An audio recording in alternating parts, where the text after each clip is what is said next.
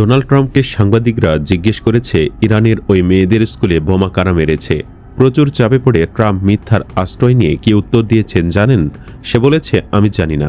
ভেবে দেখুন, যার প্রমাণ সবার হাতে হাতে, এমনকি আমেরিকার বিভিন্ন সংস্থা এর মাঝে প্রমাণ করে ফেলেছে এর জন্য আমেরিকা দায়ী। এটাকেও অস্বীকার করছে ট্রাম্প। এরপর সে ঘটনাকে ভিন্ন খাতে নিয়ে বলেছে, আমরা ইরানের আর্মি, নেভি সব ধ্বংস করে দিয়েছি, ওদের নেতৃত্ব শেষ করে দিয়েছি, আমরা জয়ী হতে চলেছি। মানে আমেরিকা এখন মনে মনে মন কলা খেতে চাইছে। ওরা যদি এর মাঝেই ইরানের নেভি ধ্বংস করে দিয়েই থাকে, তাহলে কেন আমেরিকা বলল আমরা ইরানের 16টা জাহাজ ধ্বংস করেছি? ওরা হরমুজ প্রণালীতে মাইন পাতার কাজ করছিল। পুরো নেভি যদি আগে ধ্বংস করে দিয়ে থাকে, তাহলে এই 16টা জাহাজ কোথা থেকে আসলো? সবচাইতে মজার ব্যাপার ঘটেছে এর ঠিক কিছুক্ষণ পর। আমেরিকা ঘোষণা করেছে, আমরা পৃথিবীর বিভিন্ন দেশের জাহাজগুলোকে নিরাপত্তা দিয়ে হরমুজ প্রণালী পার করে দেব। এরপর 3টা জাহাজ পার হবার চেষ্টা করেছিল, সবগুলোতে ইরানের মিসাইল আঘাত এনেছে। সবচাইতে বড় জাহাজটা ছিল থাইল্যান্ডের। ওদের জাহাজ পুড়ে ছারখার হয়ে গেছে, ক্ষতি বিলিয়ন বিলিয়ন ডলারের। 23 জন নাবিক ছিল, এর মাঝে 20 জনকে উদ্ধার করা হয়েছে। বাকি 3 জনের কপালে কি ঘটেছে সেটা তো বুঝতেই পারছেন। এরপর আর কোনো দেশ কি আমেরিকাকে বিশ্বাস করবে? বিষয়টা দাঁড়াচ্ছে, আমেরিকাকে বিশ্বাস করলেই হয় মরতে হবে, নইলে ধ্বংস হতে হবে। সেটা হাড়ে হাড়ে টের পাচ্ছে সৌদি, দুবাই, বাহরাইন ও ওমানের মতো দেশগুলো। যাই হোক, হরমুজ প্রণালী বন্ধ থাকায় পৃথিবীতে তেল গ্যাসের দাম বাড়তেই থাকবে। এইসব দেখে আন্তর্জাতিক এনার্জি এজেন্সি এক স্মরণকালের সিদ্ধান্ত নিয়েছে। কি সিদ্ধান্ত জানেন?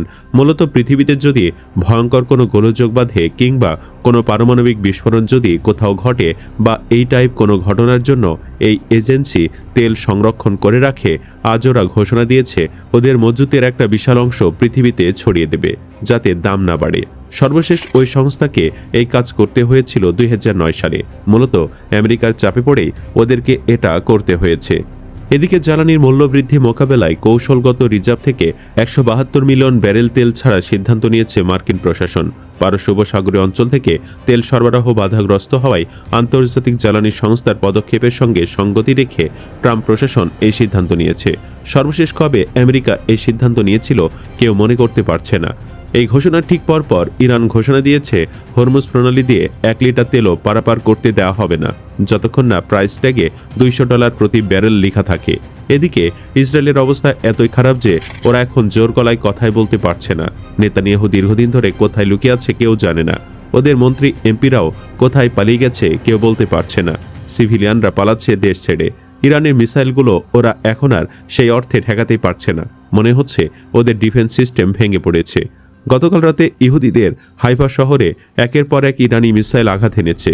শহরটি খুবই গুরুত্বপূর্ণ সামরিক শহর এবং ধারণা করা হচ্ছে এই শহরটি কার্যত এখন অচল। স্পেন তো আজ নিজেদের রাষ্ট্রদূতকে ইসরায়েল থেকে সরিয়ে নিয়েছে। গাজায় ম্যাসাকার শুরুর পর থেকেই ইসরায়েলের বিরুদ্ধে সরব ছিল স্পেন। দেখা দেয় মাদ্রিদ তেল আবিব কূটনৈতিক সম্পর্কের অবনতি। গত বছর ইসরায়েলে অস্ত্র রপ্তানিতে নিষেধাজ্ঞা ও গাজায় যুদ্ধ অপরাধে জড়িতদের স্পেনে প্রবেশে নিষেধাজ্ঞা, পশ্চিম তীর ও গাজার অবৈধ ইসরায়েলি বসতি থেকে পণ্য আমদানি নিষিদ্ধ করার সিদ্ধান্ত নিয়েছিল স্পেন। এদিকে আজ ইরানের ড্রোন ওমানের এক তেল শোধনাগারে আঘাত এনেছে। পুরো এলাকায় এখনও জ্বলছে। ইরান পুরো পৃথিবীকে তাক লাগিয়ে দিয়েছে। সৌদি আরব, সংযুক্ত আরব আমিরাত, কাতার, বাহরাইন, মানে এই আরব দেশগুলো মিলিয়ে জনসংখ্যা হচ্ছে 5 কোটির মতো।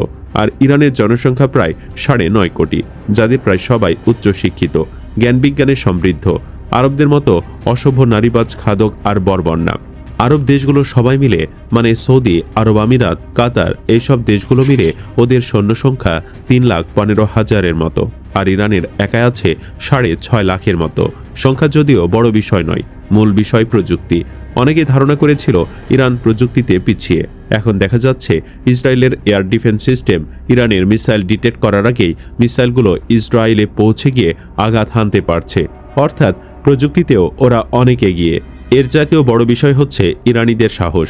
আজ যখন তেল আবিবে সাইরেনের শব্দ শুনে ওদের মানুষজন বাংকারে আশ্রয় নেবার জন্য প্রাণপণে দৌড়াতে গিয়ে নিজেরাই আহত হয়েছে, ঠিক সেই মুহূর্তে তেহরানে রাস্তায় আজও লাখ লাখ মানুষ জড়ো হয়েছিল এই যুদ্ধে শহীদ হওয়া ওদের বীরদের শ্রদ্ধা জানাতে।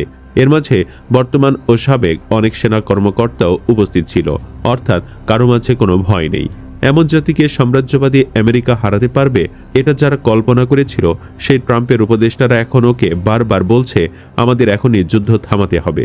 কিন্তু ইরান তো এটা মেনে নেবে না, কারণ এভাবে যদি যুদ্ধ শেষ হয় 2 দিন পর ওরা আবার আক্রমণ করতে পারে।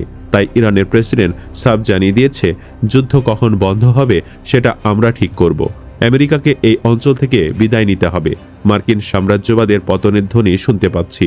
ইয়া আল্লাহ, আপনি মুসলিমদের পূর্ণাঙ্গ বিজয় দান করুন, আমিন। আপনিও কমেন্টে আমিন লিখুন। ভিডিও ভালো লাগলে লাইক দিন এবং চ্যানেলটি সাবস্ক্রাইব করুন। ধন্যবাদ।